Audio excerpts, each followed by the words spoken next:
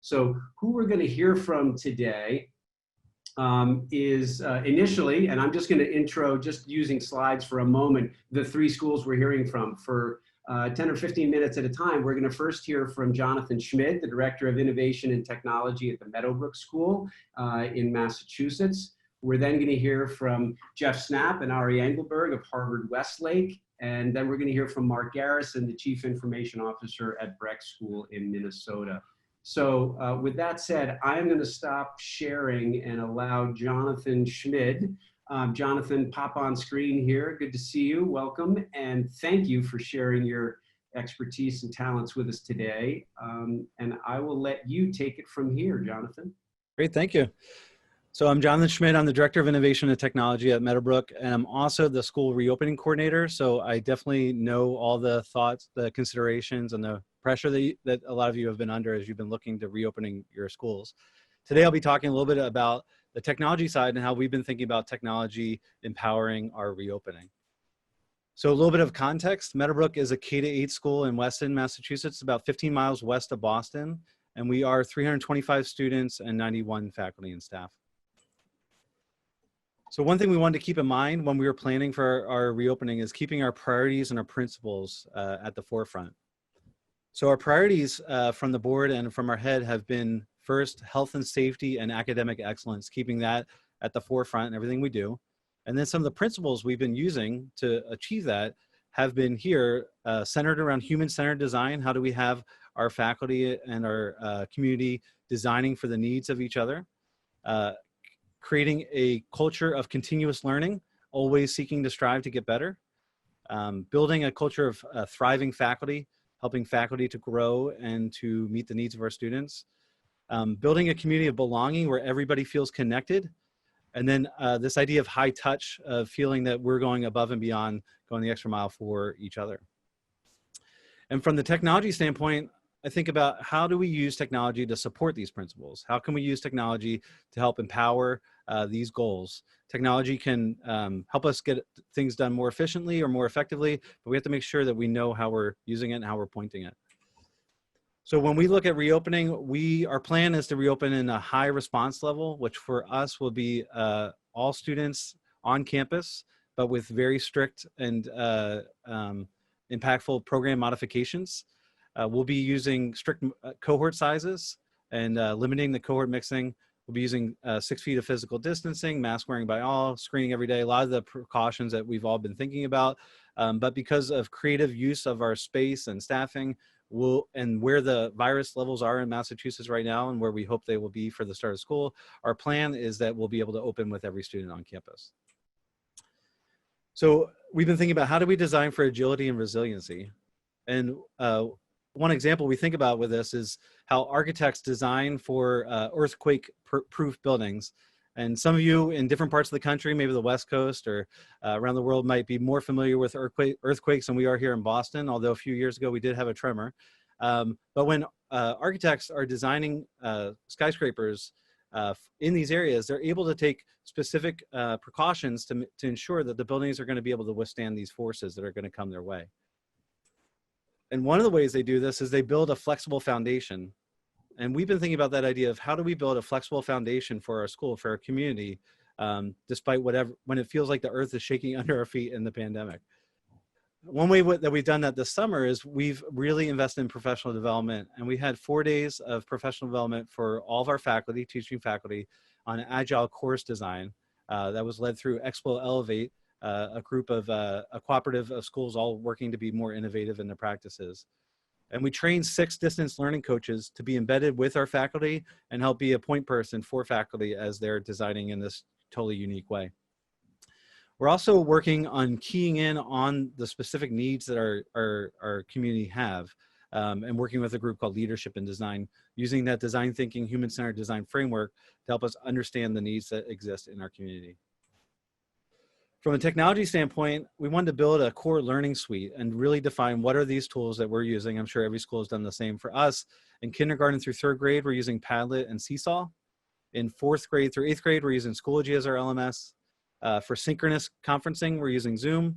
And then for asynchronous conferencing, we're using Screencastify. And we wanted to clearly define these so that our faculty can provide a more consistent experience for our students, and that we can provide training and support in these specific platforms. On top of those platforms, we know that faculty are going to need other tools. And when we think about what do teachers need, they need to know what we already have and what do we recommend. So our technology staff has built a lightweight database in a tool called Notion, where faculty can see the different tools that we might already subscribe to or have available to us or that we recommend. They can also see support materials that we've created, and then even other faculty members who've used these tools, so they might be able to contact another teacher with their specific experience of using this tool in the classroom. Another thing that teachers need is to know, how do you ask for something new? So we want to make it as fast as possible for us to be able to deploy a new tool for faculty, knowing that we do have to clear tools for data security, for student data privacy. So making a process clear, and how do you get a tool if you need it? We also want to make sure that we could support our teachers. So we have one-on-one support through our tech coaches who work with teachers on embedding and using technology. We have a knowledge base that's built in a tool called Screen Steps that allows faculty to go to a place and find the answers to their most common questions in a really clear, laid out way. We offered virtual help desk support throughout the pandemic, where in the spring, where students or faculty could drop in for help. And then our help ticketing was always available as a way for us to support teachers. Building this foundation, we need to make sure that it's accessible for everybody. And that was a real dedication of the school to ensure that we have access for all. We have a one-to-one program that goes from the kindergartens up through the middle school, but we want to make sure that every single student has access to not only the device, but also the connectivity that they need to be able to be successful online. And our financial assistance office has done a fantastic job going to real measures to make sure that everybody has the connectivity that they need. There's a great resource that I've linked to in this presentation by William Stites, who's from the Montclair Kimberly Academy in New Jersey, about thinking about returning to campus and the increased need for bandwidth and your access point capacity. So using, this is a little technical, but using kind of a guideline of 3 megabits per second per client to have high definition two-way Zoom access, how much bandwidth are you supplying that will meet the needs of your users? So how many students or how many faculty could you simultaneously have in a Zoom call on your campus? And he provided a great spreadsheet that you can fill in with information about your connections and get an idea of what your campus could support, and think about that with that restraint in mind. Another thing to keep in mind is your Wi-Fi access point saturation and how much capacity each of your access points can sustain, and think about where they are physically located on your campus. We also had to be honest with ourselves about printing. When we started in March into the distance learning, we had a lot of discussions on, would we need printing at home for our students, and we felt like we wouldn't need to require it. During the summer, we've looked at what we actually asked. We looked at our LMSs for our lower school and our middle school, and we found that every student at some point was asked to or would have benefited from printing. So now, coming into the fall, we're going to be asking families to have a printer, and we're going to be working to make sure that everybody has access to a printer so that they can print materials when they're needed. We're also thinking a lot about this idea of concurrent learning, which is when you have students at home who will need to be joining the live classes that are on campus. Students could be at home for a number of reasons. It could be they might have a health concern where they need to be home for from the beginning of the year, knowing going in. Could be that a student has symptoms, is screened out, and needs to be at home until those symptoms clear. Or it could be that they become a patient under investigation and they need to be quarantined until they're tested or that time clears. So think about, how do we bring these students who are remote into the classroom? And here's some of the AV systems that we've been looking at and evaluating as tools that we could use in our classroom. The first is a swivel on the iPad, which is a motorized system that has an iPad that automatically tracks the teacher who's wearing a pendant. It's generally best for a room configuration where there's one main area of focus, that's the teacher with the pendant. You can have multiple as well, and it'll track those areas of focus. And I put some information on the cost there as well. The Meeting Owl is another really awesome tool. Has a 360 camera that automatically tracks and highlights speakers. It's generally best if you're putting in the center of a room. Think about a round table or a conference room where everyone's kind of facing the center, and the owl will automatically track and highlight folks when they're talking. And then another option is a PTZ, or a pan tilt zoom camera. that can be controlled either locally in the classroom or remotely, and allow you to adjust the camera to focus on the different areas you might want to as well. I put some information on cost there as well. For us in our learning environment, the swivel, we've worked with some teachers and did some testing. For us, the swivel seemed like the best option for us and the style of teaching that we have in our classroom, but that might be different for different schools and something that you need to carefully evaluate. I should add that a lot of these, especially the meeting out and the swivel, have long lead times on ordering. I think they're about 8, 10, 12 weeks right now. So definitely something you want to keep in mind. Back to the earthquake example, another technique that architects use in building these is damping, which is when they build a pendulum at the top of the building that will move in the opposite direction of the forces. We've been thinking about, for us, when the pandemic is forcing us in one direction, how do we compensate the other way to bring us back to our center? And the pandemic has forced us to be separated from each other. So how do we build new and deeper connections in our community? And some of the ways that we've been doing this through technology include launching the Meadowbrook E-League, which is an esports pilot we ran with our middle schoolers. Middle schoolers were playing Rocket League, which is a car soccer, basically.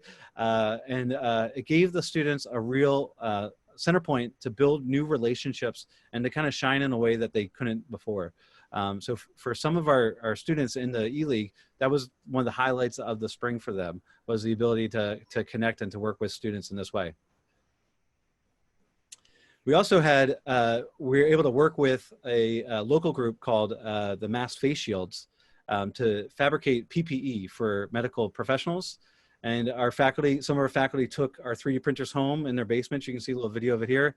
And we're printing pieces for these face shields. And through that group, over 12,000 face shields were produced and distributed to folks in the area. The last way, one that through technology that we were thinking about how to increase community is by taking our makerspace, which is called the Eureka Lab, online. And our Eureka Lab coach made the makerspace available to students where they could design things, submit them to her. She would print or fabricate them and then send them off through the mail to our students. So even though they were separated physically from the school, they didn't have to stop that part of the process. And just to sum up, one of the things that we've been thinking a lot about is how do we come out stronger through the pandemic? How do we help the technology tools that we're using, the community building?